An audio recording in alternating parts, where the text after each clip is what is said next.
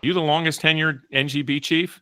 I'm not. I think I might be the second longest. I've got a bit of a rivalry with wrestling, which goes back to when they were taken out of the games, and then we were supposed to be put in the games, and then they put wrestling back in, and we were left out for a few cycles. But yeah, I would advise you not to settle that on like where you play him in squash, which obviously you would beat him, but you'd have to then go wrestle him, and I don't think that would be a great idea.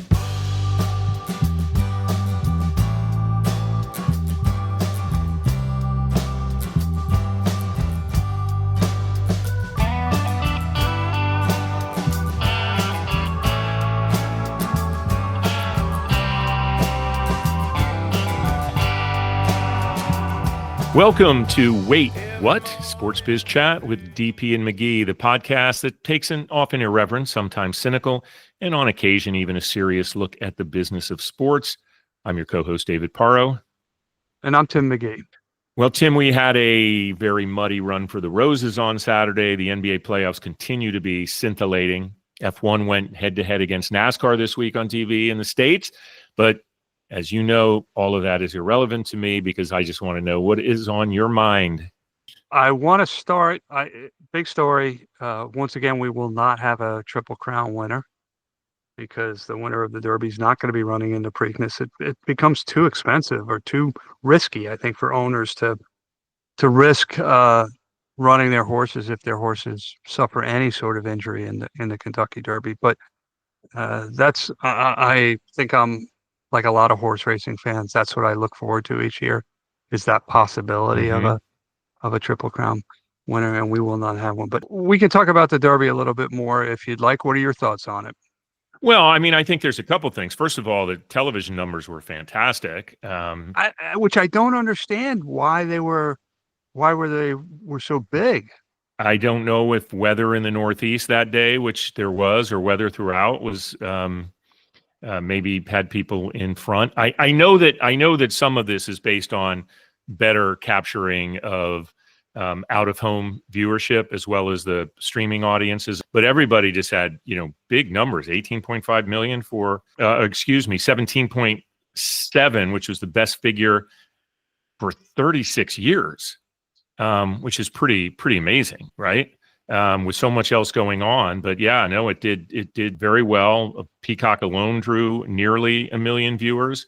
So yeah, it was exceptional. And the one thing I want to say about, because the Kentucky Derby is known as the most exciting 2 minutes in sports, I'm thinking it got that reputation only because the 18 hours of advanced programming that leads up to it is so freaking ridiculous that anything would seem exciting at that point. Oh.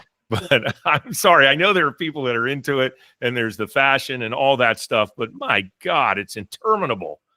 It is. I think it's at least as long, if not longer, than the Super Bowl pregame show.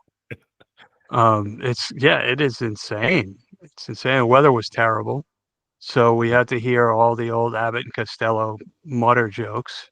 Yeah, was his mother a mutter and everything. But yeah, and the number of broadcasters and pundits and so forth that they bring out. Of course, 𝘕𝘕𝘐𝑗𝑢, who's more known for NHL, has been a regular. He's a huge horse racing guy.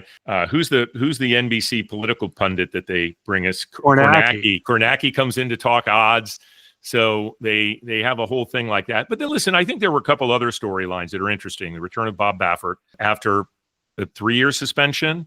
Yeah. And the welcoming of him with open arms seemed a little bit, but my goodness, he was the belle of the ball, right? Even though he only had one horse in the Derby this year, and it didn't finish, in the money, so to speak. But he was like there was nothing ever happened. Well, I did notice that as well. I didn't watch a ton of the pre-race. I only watched 6 hours of it. No, I didn't watch a ton of it, but I did notice that they didn't pay a lot of attention to it. He was welcomed back quite warmly. And I'm wondering, this is purely speculation on my part, within the racing community, is it possible he's just the guy who got caught? And so it's not like he's held in low regard by other people because he cheated and others didn't. I don't know. That was the first thought that crossed my mind. Interesting, and certainly feels plausible, because that business, I think, has been known to stretch and push, and he was always known as a guy pushing the envelope, and then he finally got the hammer thrown down on him in a very serious ban. One of the other funny things, and I guess this isn't that odd when you think about it, but every horse in this Derby, I don't know if you saw this, was a descendant of the great Secretariat, which I'm like, what a life well lived. The great Right. Secretariat.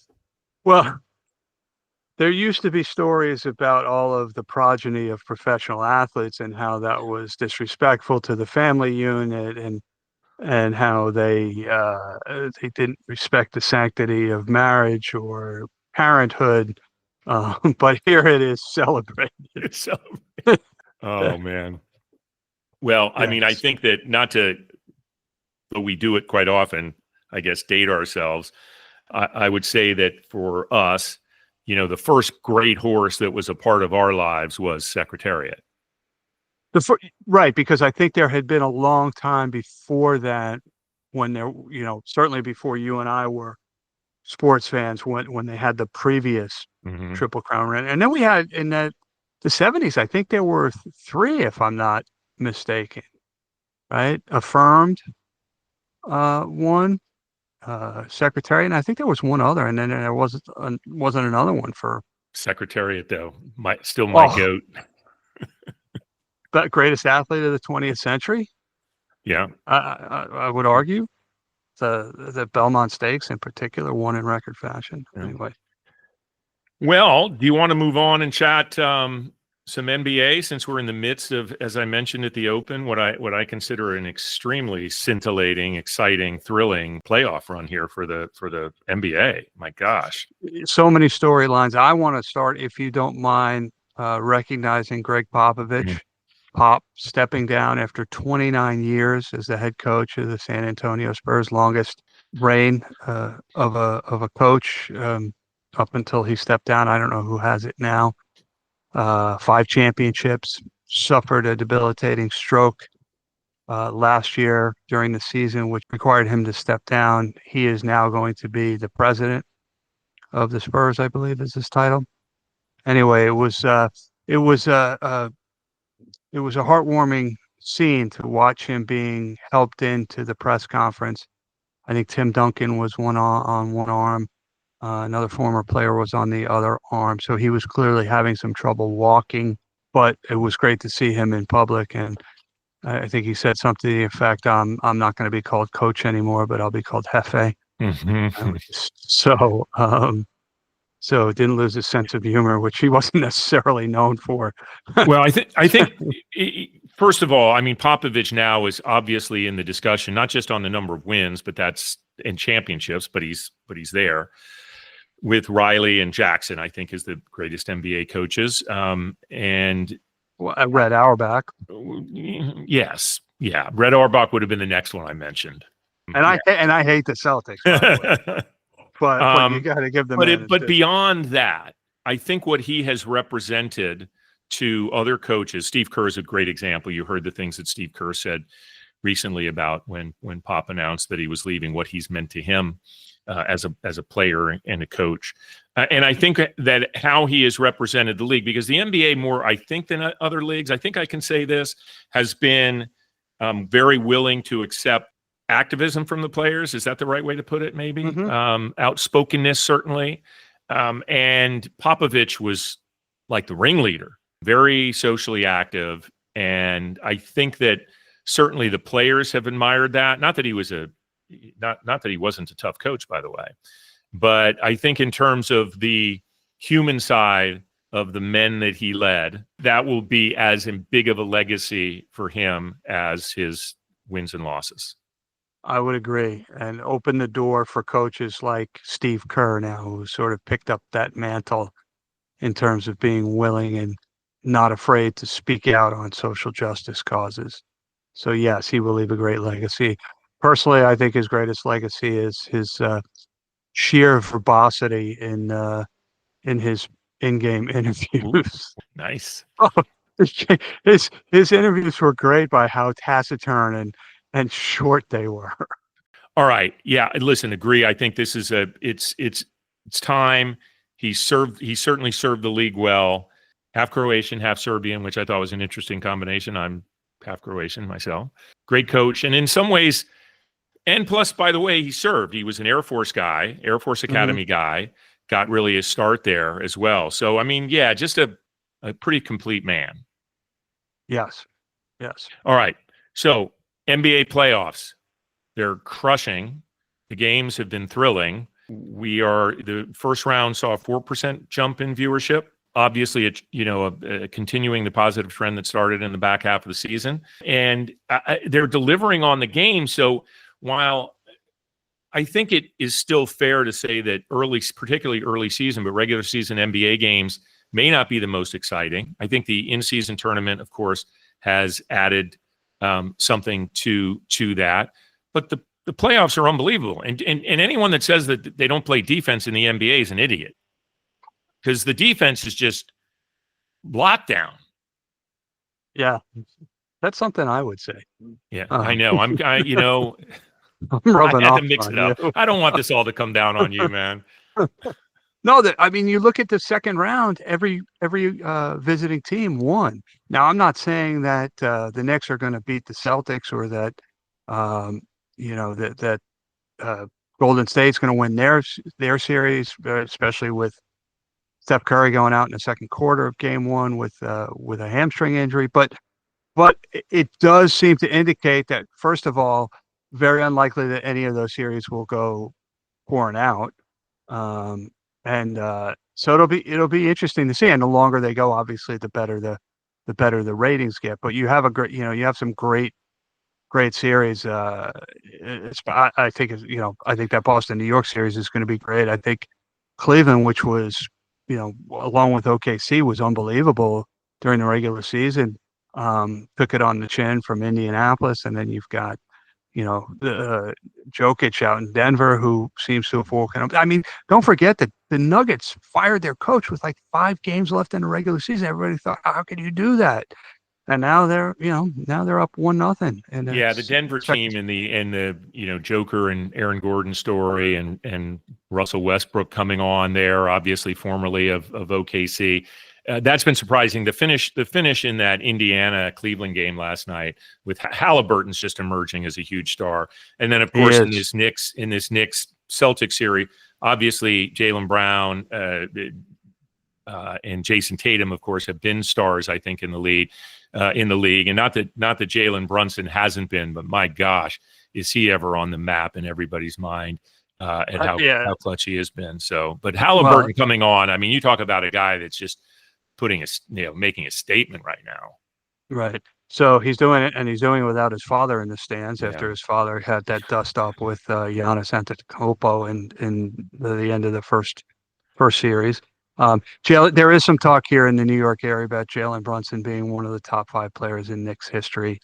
I think it's a bit premature for that. He does take it to another level in the playoffs.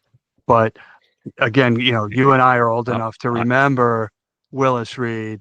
I grew up with, Clyde Frazier, Earl the Pearl Monroe, and then you have guys like Bernard King and Patrick Ewing.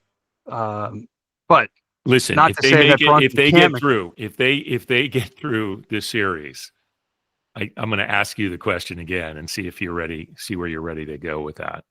Yeah, for sure. I think. Listen, it's premature now. It may not be premature discussion a month from now.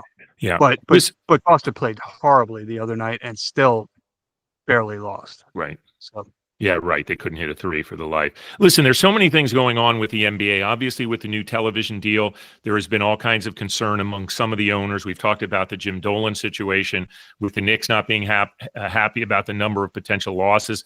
Playfly did an interesting look at this recently. And it doesn't look like they will be losing that many games to the National per team. Obviously, someone like the Knicks will be maybe somewhat unfairly affected by that because the loss of an individual game for them is something major. And with the team being in New York and as good as the Knicks are now, who knows how many times they'll be on that national scale. But even though some of the local RSN, and this is this movement away from the traditional RSNs, We know that, and we've talked about it a lot, that MLS has gone to the full-out Apple deal. We think the NBA wants to take a look at a national RSN deal, and what would that mean? Again, teams and owners like Dolan and the Knicks would look at that probably pretty unfavorably, but the streaming numbers were really good. And one of the things I think they showed here was that it almost doesn't matter, because the theory had always been you need to be on linear, you need to be somewhere where people can easily get you. And with the increase in streaming numbers for teams that have gone that direction, and the drop in the RSN on many markets locally is more fuel to Adam Silver, I think, to get something like that done. So I think it's going to be a fascinating story to be watching. Yeah, I think I would not be surprised if in a year or two we are sitting on this podcast. I might be surprised a year or two that we are actually sitting on this podcast, but assuming for a moment that we continue for the next year or two, that we are talking about a tipping point in which streaming becomes the predominant platform through which we watch sports. Mm-hmm. With certain exceptions, of course, but it continues to trend that way. It continues to move more and more in that direction. So it'll be interesting to watch. All right, Tim, we haven't done it in a couple shows, but I would love to do a spotlight on sponsorship. How do we feel about these sponsorship deals? The first one I want to touch, and it's actually a licensing program, but F1 it was at the Miami Grand Prix this past weekend, first of 3 U.S. races, and Lego throughout one of the greatest activations tied to sponsorship at the local level and a buy-in with all of the teams. They built 10 Lego cars in full replication of the actual race cars, but they made them kind of like two-seaters. The driver parade, which is usually a fairly boring event. Sometimes they all jump in one little truck and go around the track and wave to the crowd. And other times they put them in individual cars and take them around. Both of the drivers from each team got in their own Lego car and actually went around the track. They got so into it. Lewis Hamilton, 7-time champion, said it was the most fun driver parade they've ever had. And then they had all kinds of local engagement after the fact, which is the real key, I think, to these things. So hats off to that program.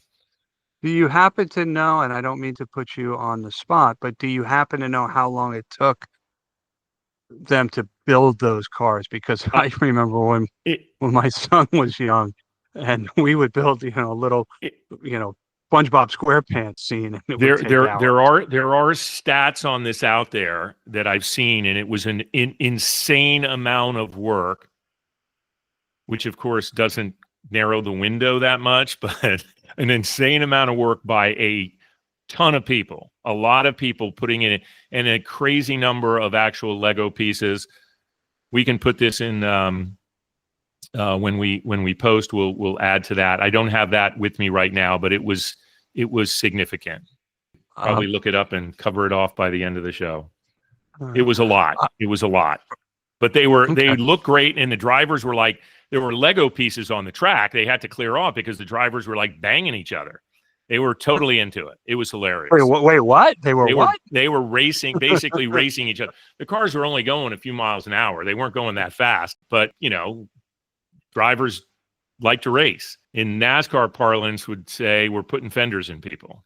So I've got a spotlight on sponsorship as well. Not since Vlasic Pickles sponsored the Association of Pickleball Professionals has there been quite a moment. Like, why didn't we think of this sooner? The insurance company Liberty Mutual is now the jersey patch partner of the New York Liberty, defending WNBA champions. I did read it. There seemed to be, not surprisingly, but it's not just, oh, you're the Liberty, we're the Liberty, let's get together. There seemed to be a lot of strategic thought on Liberty Mutual's part on why they were aligning with the New York Liberty. But I just thought it was it makes sense on the surface, but kudos to Liberty Mutual and whatever agency they happen to be working with, because what I saw was that the strategic thought that went into the partnership in terms of the audience reach and so forth, brand attributes of both properties, I thought was well done. So kudos to Liberty Mutual. I assume we'll be hearing Liberty, Liberty, Liberty quite a bit during games. Or we'll see Doug and the emu Yeah. courtside at Barclays Center. And thank you, Liberty. You're welcome, Liberty Mutual, for that idea. I remember when that campaign first came out, and when insurance company obviously has been going to the humor route for a number of years, and Progressive and Geico, I think, have done it very well. And Liberty seemed a little late to that game, but they've stuck with this campaign, and I think it seems like it's paying dividends. But I agree with you. Sometimes things, maybe they're just almost too obvious that they don't end up happening. But good luck with that. I did want to mention one other. We've talked about Spotify's sponsorship of Camp Nou. Spotify is now the naming partner of that Barcelona's venue, but they also are on the jersey. But they've traded out their logo for artists. They are doing one with Travis Scott coming up. There's going to be a private concert for Travis Scott's top fans at the venue, and they've done this with Drake. They've done this with Coldplay. This is just the kind of thing that you like to see. That it's like not just a sponsorship. It's not just a label. It's not just a sign. It's actually engaging with it, making sure people understand what the brand is associated with the team that they love, but also why their involvement with that sponsorship is a benefit to the fan. And I think Spotify's playing this one very nicely. Yep. Before we break, it took 26 designers, 22,000 hours to build those Lego cars. And I so did, you were correct. You said we would have it before the end of the show. And I did see also 400,000 individual bricks involved. So 400,000. Yes. So we closed the stats. We deliver. Right. No word on how many people stepped on a Lego piece. Well, with a bare foot. No surprise that was. I don't know if he was complaining or joking, because it's always hard to tell with Verstappen. He keeps it that he can be complaining or joking, and you could not tell the difference. But he made sure that he's like, debris has to clear the debris. There's a lot of Lego pieces out there, which I thought was funny. Anyway, all right, we're very excited about the guest coming up, and we'll be back in a short bit. It's time for our guest. For over 20 years, the national governing body, U.S. Squash, has been led by Kevin Klipstein, a very rare situation in the world of NGBs.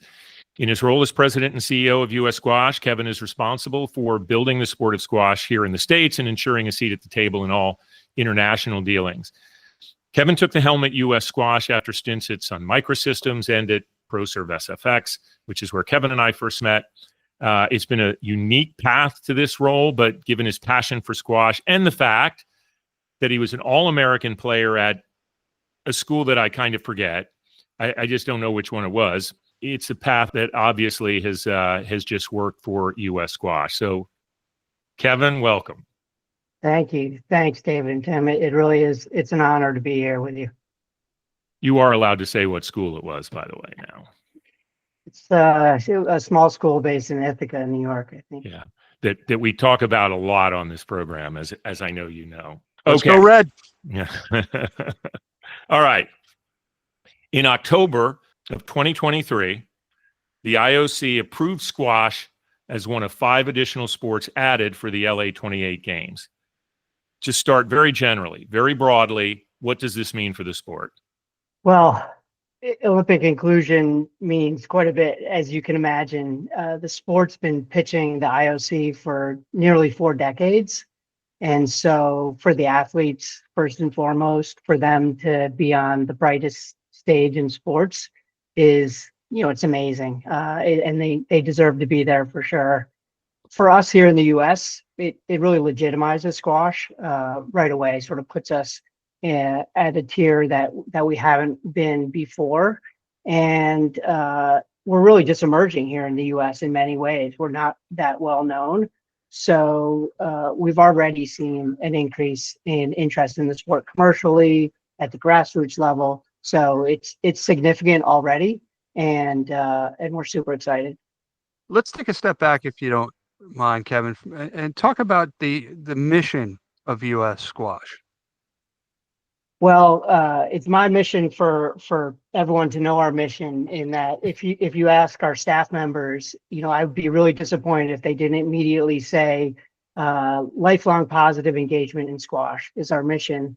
At our core, we're a membership organization, and our mission is something like to lead the growth and development of the sport, increase awareness, support lifelong engagement, encourage sportsmanship, achieve excellence, sort of some common things among NGBs. In reality, we're in the fitness industry, we're in family entertainment, live events and experiences. And as an NGB, our scope's really broad, everything from grassroots all the way to fielding Team USA. So it's a broad mission, which stretches every NGB pretty thin. So let's look at the global landscape of squash. Where, it's a two-part question, but where do you see the U.S. ranking now, and has that moved over time? And I guess how important is the U.S. market, or is the United States to the World Squash Federation? Well, I mean, I would say the U.S. market is massively important to the sport globally now, and has been for a while. It's hard to sort of contextualize it without geeking out on squash for a little bit. Go for it, man. Do it. So the sport's almost 200 years old. It started in England, and we didn't have the internet back then, so it evolved with different dimensions and different balls and different rubber substances of the ball. So in the U.S., Mexico, Canada, we were playing with a slightly different version. It was a narrower court, a faster ball, a harder ball, and the rest of the world played in a slightly different version, popularized mostly around the world through the Commonwealth because it started in England. And about 35 years ago, the U.S., Canada, and Mexico started to evolve towards the international version. In part, we knew we had to be one single unified game, particularly in order to get into the Olympics, but it just made sense. And so for about a decade, we invested a ton in our infrastructure. We had to widen our courts. We had to learn a slightly different game.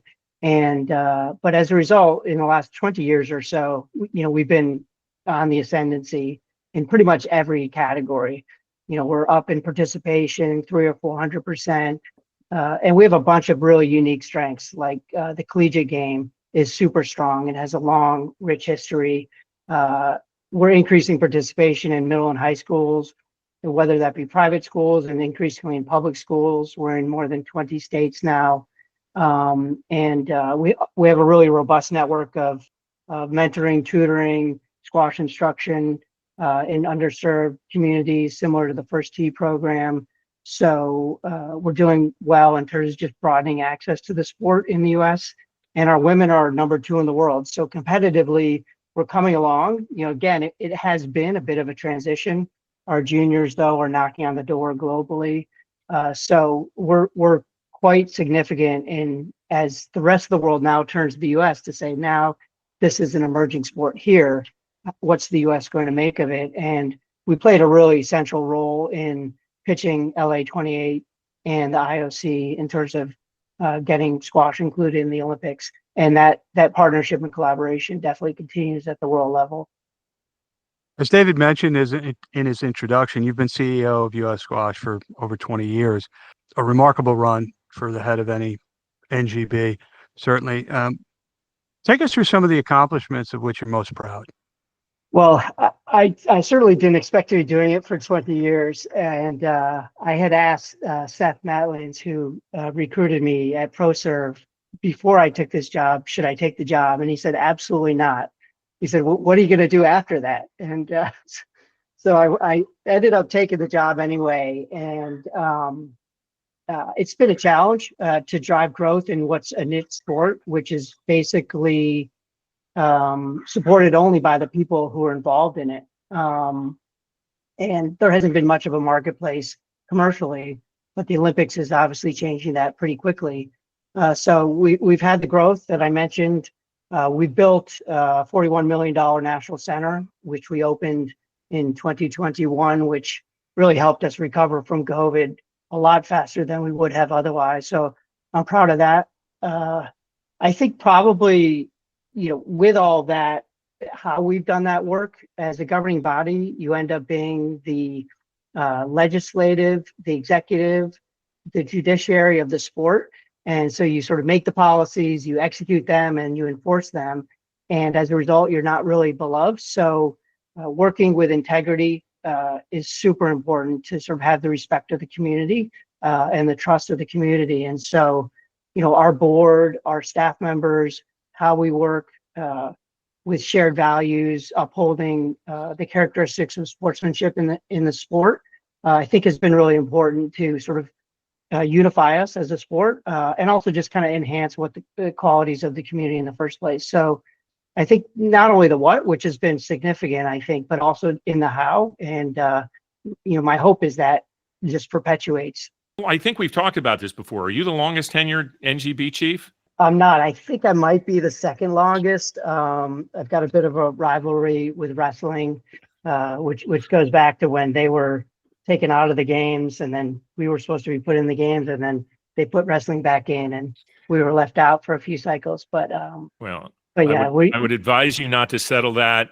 on like where you play him in squash, which obviously you would beat him, but you'd have to then go wrestle him, and I don't think that would be a great idea. With all these NGBs, it's a super collaborative group of people. I mean, they're amazing people, and we're all sort of rooting for each other. So, but yeah, I think second longest at this point. We'll see. That's incredible. All right, diving back into the Olympic Games a little bit. Recently, the venue for squash at the LA 28 Games was announced, and I found it fascinating. I'm not going to say anything more, and I'm going to let you talk about it.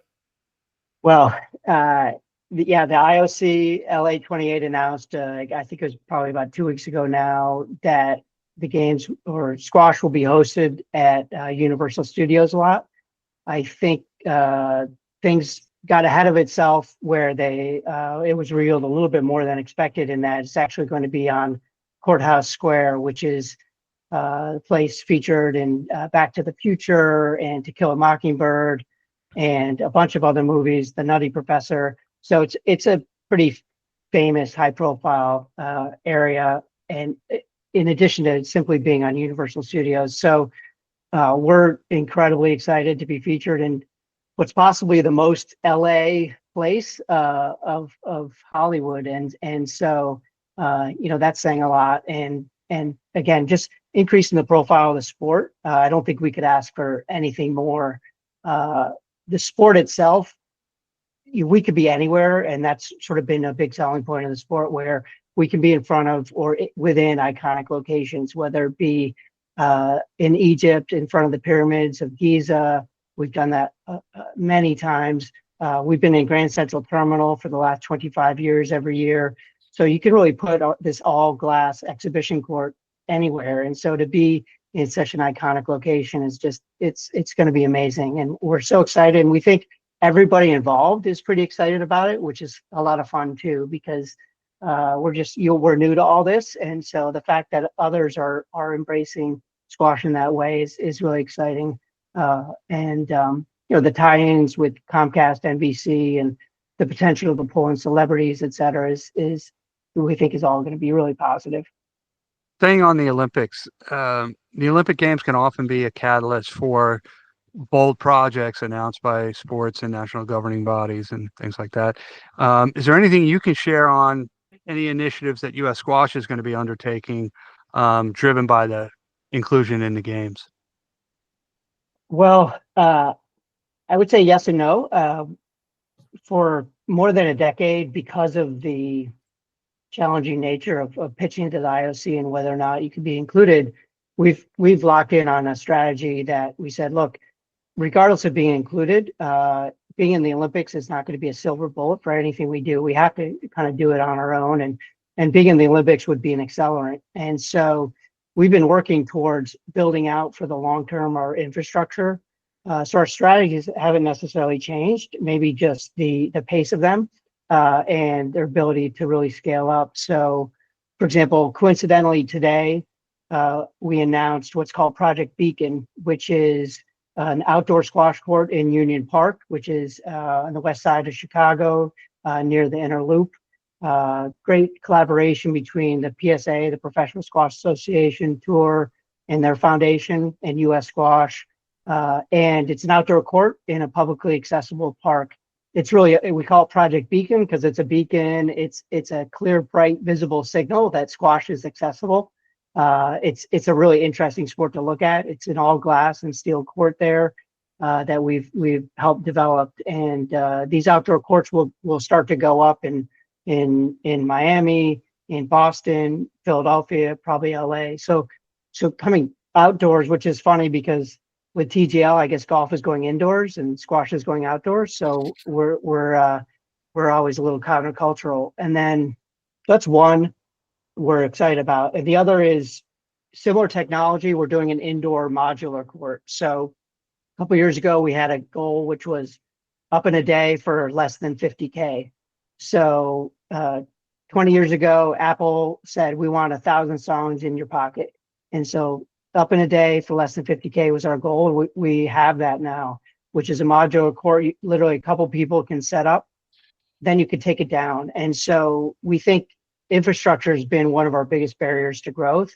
And so if we can get courts up quickly, inexpensively as an asset that you can later on sell or put up for 6 months, take down, et cetera, that's going to be a huge game changer for us. So that's something that literally is coming online now.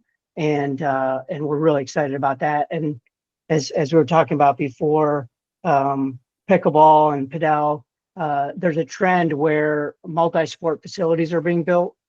One, for example, in Philadelphia called Ballers, pickleball, paddle, squash, indoors and outdoors. They're going to open up in Boston. There are projects in Miami, et cetera. So being part of that trend is important to us. And I guess I would say the last thing that probably is a little bit influenced by the Olympics is a heavy focus on Southern California. It's always been on our radar. Second largest city in the country. Squash is doing really well on the West Coast generally over the last decade or so, especially in the Bay Area. And so just a little bit more focus on LA, hoping to get a facility in there around the time of the Olympics, but then also some outdoor courts as well. So those, I would say, modular courts, indoors and outdoors, accelerating growth, middle and high schools, publicly around the country, and then a bit of a Southern California push. Yeah, that's huge. Good stuff. I feel I'd be remiss to not share a story, because when you mentioned golf, it just made me think of this clip. Was when Clip hadn't played that much golf. I don't even know if you'd ever played golf. And I was living in DC and Kevin was in DC, and we started playing golf on weekends. Like the first time he comes out, he's instantly on a path to be better than me very quickly. And he's like hitting like shots, like, his hand movement and hand-eye coordination is just so much more advanced than mine are. Like, this game's easy, which is really annoying to hear from someone that hasn't played, especially with a game as frustrating as golf. Anyway, I was always like, damn, this guy I think might be able to play anything. Kevin, you didn't realize you were invited on this show for an airing of the grievances. This whole thing, it's like Festivus. This whole thing is Festivus, basically. Well, I love golf. I'm waiting for my kids to go to college so I can actually get back to it. But it's definitely a passion of mine. Love it. Airing of grievances. Yes, this is a whole show. We invite only people that I have something to get off my chest on, Clip. I got a problem with you, and you're going to hear about it. Well, right. I heard through the grapevine they actually quit golf, so hopefully I wasn't part of that. So. No. Oh, yeah. Well, you heard it half right. He was banned from many of the courses for slow play. All right. Well, let's play squash sometime. Yeah, pickleball maybe. All right. Not long ago, it was announced that several national governing bodies would form somewhat of a union known as United Sports Collective to go to the sponsorship market. Just today, George Pine, the founder of Bruin Capital, said that this is one of the boldest experiments in U.S. sports, which I thought was an interesting thing from someone like George. Give us an update. How's it going? How do you feel? What's it going to do for squash? Well, it's great to hear others commenting on it, and I know you too gave a shout out about it when we announced a couple months back. And it's been an idea that's floated around the NGBs for a while, to do it sort of collectively as all 50 or so. I think this is the first time it's actually come to fruition and has some traction. And so, yeah, we linked up with rowing, fencing, sailing, and cycling, which have to a degree certain demographics in common, and basically are pooling our assets. They're all packaged up. We have an agent essentially out there in the marketplace selling it, and it just provides a broader reach, more efficient way to implement across multiple sports, to activate. So about 350,000 families, thousands of events, of course, similar demographic. And so we're getting good positive reception. We don't have any early announcements on that front, but we do think, particularly because we're closing in on 3 years out from the Olympics, that we'll start to get real traction within the next 6 to 12 months. And separately for us, which we think was helpful to the project overall, is we worked with 𝘚𝘲𝘶𝘢𝘴𝘩 last year to do a bunch of market research on our own community, which has been helpful to us in just selling squash. And we're looking to partner with sort of what you would traditionally think of supporting and being involved in our demographic, but also in brands that will expand awareness of the sport and the profile of our athletes. So, trying to be as creatively as we can in those partnerships. But the Olympics has really changed the calculation for us. Like I said, creates much more sense of legitimacy for the sport, and that feels good, and we're looking to capitalize on it. Before we get to our last question, just a quick follow-up, Kevin. Do you guys still go out to the market on your own, or are you beholden to this consortium of NGBs? Sure, we do. We still go out on our own, and it comes down to communication, cooperation, collaboration. I alluded to the two questions before we let you go. We asked these same questions to all of our guests. So first one is, where'd your career get started? Where'd you start it? Well, I've been a lifelong squash player and a golfer, since being at ProServe back in the 90s, and just super active in sports. And I coached and competed after college. And I've always loved events and have been involved even in college, starting events, non-sporting events, and just like that whole process. So while I was coaching in Seattle, I ended up interning at an event production company that did big concerts and festivals, and parlayed that into an hourly role, actually getting paid through a squash connection, actually. A guy named Rick Ahrens, who played at Cornell also. And that was running events at a game company called Wizards of the Coast. And Wizards made a trading card game called Magic the Gathering, and later on did the Pokemon business, which was huge for them. But for Magic, we ended up working with ProServe Consulting. They helped us get a major sponsor, MCI, to do $1 million pro tour in this trading card game, which is at the time pretty innovative. Poker wasn't really even on the scene yet. And we got it on ESPN2, et cetera. And that was sort of a light bulb moment, like, oh, I love sports. I've been involved in sports. I really like this sports sponsorship and marketing aspect. And so, like I said, formed a relationship with Seth, and he gave me a break, gave me an offer at ProServe, and kind of went on from there. Right. And then the second part of the question is, what is one piece of advice you would have for a young person just looking to break into the industry? Well, I would say similar to the advice that I got from friends and mentors when I was starting out, and that applies to sports and sports marketing, where focus on what you love and be willing to work hard to find a place within that space. And if you're into sports, if you love sports and want to work in that space, then the first part's easy. And like I said, I did an unpaid internship, and then sort of leveraged a connection to get an hourly job, and kind of worked my way into a bigger role at a company. And so just being willing to invest in that way, work hard, work with integrity, and being willing to learn as opportunities present themselves. And over time, you gain experience and you figure out sort of what you're good at, what you enjoy doing, and then go from there. So I think just being open-minded and flexible. A lot of times we hire people just out of college. They love squash, and that's probably why they come into U.S. Squash. But those who are flexible, open-minded, within 6 or 9 months, they're in a different role than what we hired them into, but they're doing something that they excel in and they're good at and they really enjoy. So, I think that open-mindedness is super important, and just being willing to work hard.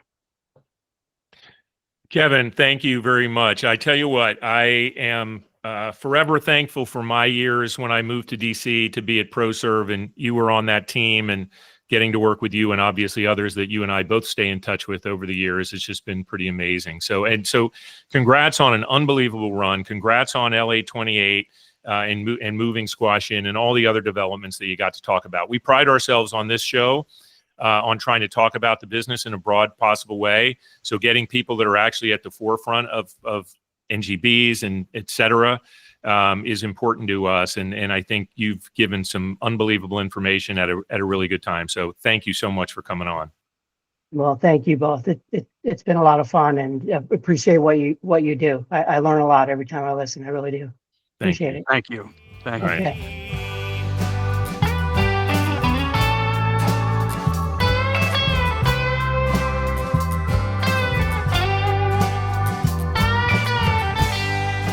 All right, so we're back. Thank you again to our guest, Kevin Klipstein, the CEO of U.S. Squash, another great guest. And I don't say that just because he's a fellow Cornell grad. So now is the point in the show where we take a look forward.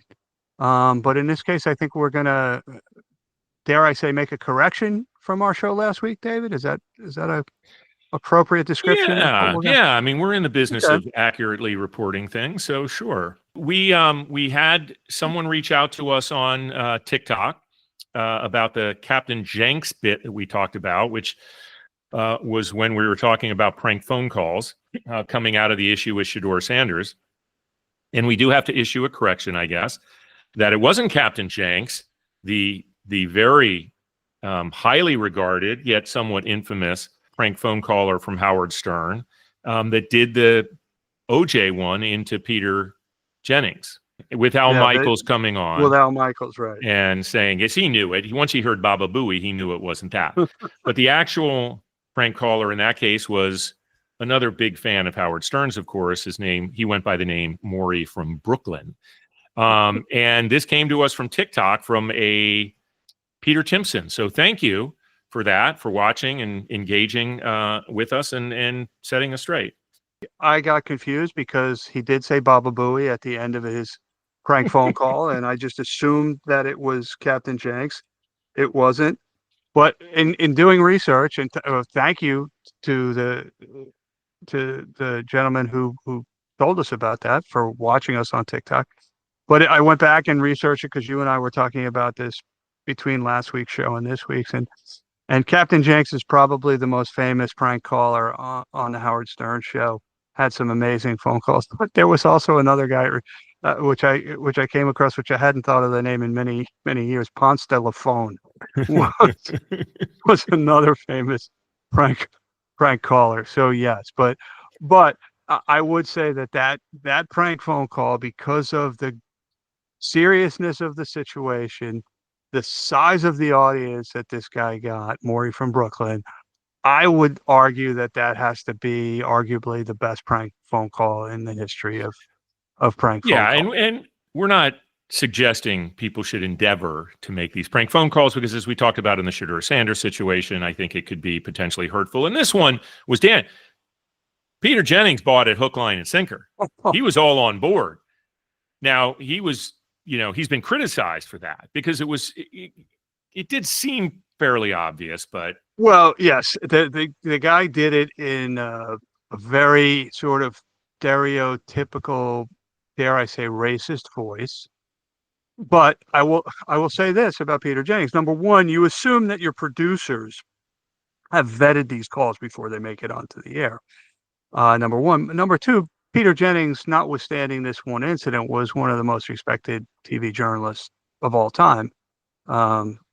Probably most famously for being on the air oftentimes with Jim McKay during the hostage situation at the 1972 Munich Olympic Games. So, but as a longtime Howard Stern fan, I'm chuckling now at the thought of that phone call. Yeah, again, I think the seriousness of the issue and the fact that there was probably so much information coming in, but what kind of, as we look back on it all these years later, the I guess almost hilarity of Al Michaels jumping in, lest anyone think or whatever he said.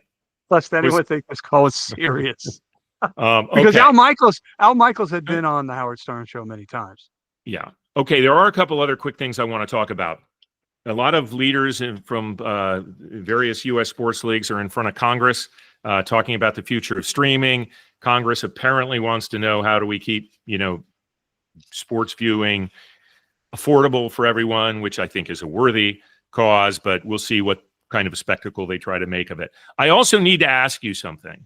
Sorry, I didn't prep you for this. Have you watched any Friday Night Baseball on Apple? I have not. You need to. Is okay, because Friday night's date night. And not just when the Cubs are on, which is when I look for it. That's good that you have date night. I'm happy for you. That's good. Yeah, well. So I will send you and Carolyn a note on Friday to have a great date. Okay. It's spectacular. What makes it so great? It's now I have to go watch it's visually the best baseball experience. I felt like I was in an IMAX theater. Wow. Okay. It looks massive. The graphics do not impede anything. They put it in the right spot always. They're way cleaner. Have you ever looked at the baseball graphic across, say, Turner, across Fox, across ESPN, and say, what's the out count? Who's on base? What's the count? What's the batter count? What's the pitch count? And you're like looking and you settle in on it. No problem here. It's clean. It's beautiful. I don't know what they're doing. The interviews that they're doing while they've been doing this a while with the outfielders during the game, unbelievable. And this isn't even commenting on the broadcasters. I'll get to that at another point. But the beauty of the game is captured like I've never seen in a baseball broadcast. And I don't think I'm exaggerating. I was just like blown away at the beauty of it. And it helped that the Cubs were just destroying the Brewers, but well, I think if Congress wants to focus on one thing, they should focus on making a law that makes it a requirement to have consistent graphics across sports. Right. So whether you're watching a game on ESPN or the S Network or whatever, you know what the count is, the out. I hate it, man. It's so annoying. I will check it out. What about you? Sort of straddling between looking backwards and looking forward. The Brazilian women's national team came up to University of Iowa campus and played Caitlin Clark and the Indiana Fever. And despite the Fever winning by 66 points, it was never in doubt this game. It drew 1.3 million fans for a preseason game, not even featuring two WNBA teams. And last year, the WNBA average 1.4 million viewers. So I'm really excited to see what happens this year in terms of viewership. If it continues to go up. We've got Paige Beckers in the league now. We've got a better supporting cast around Caitlin Clark in Indianapolis with the Fever. We've got Brittany Griner going to Atlanta after a long career with the Phoenix Mercury. Chicago with Angel Reese should be better. So I'm really excited to watch. And their first draft pick from and the clip of Caitlin going over to the Brazilian coach and thanking him supposedly for doing the game.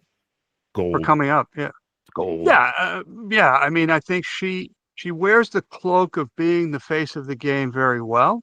What I read from that, and I could be reading way too much into it, but she also understands the importance of teams like that coming up because it grows the sport in South America.